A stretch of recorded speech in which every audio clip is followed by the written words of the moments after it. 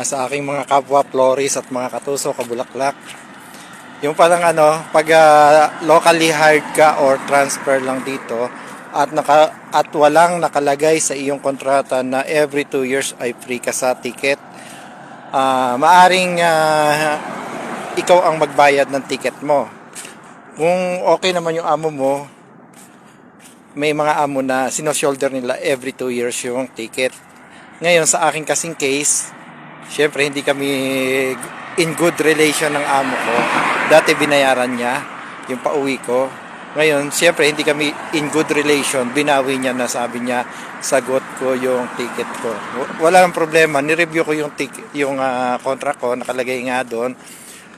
Free yung mga gastusin upon recruitment at yung magpa-final exit na.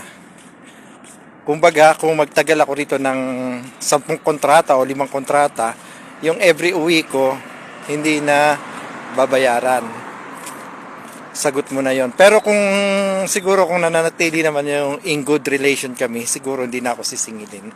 Kasi mayroon lang naging problema na sa mga mga labor law na dapat sundin. Syempre, medyo nasagasaan sila, kaya ayun, ibinabalik sa akin na ako ang may bayad. Wala nang problema kasi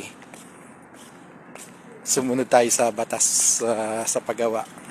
Yun lang, hindi ko na-review bago ko tinanggap yung kontrata ko dati na hindi malinaw na nakasulat na every 2 years ay libre pala ako ng ticket.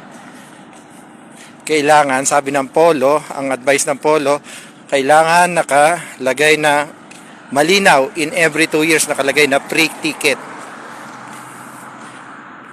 Yun lamang po at maraming salamat. I-share ko sa mga kapwa ko ka-florist dito. Thank you for watching.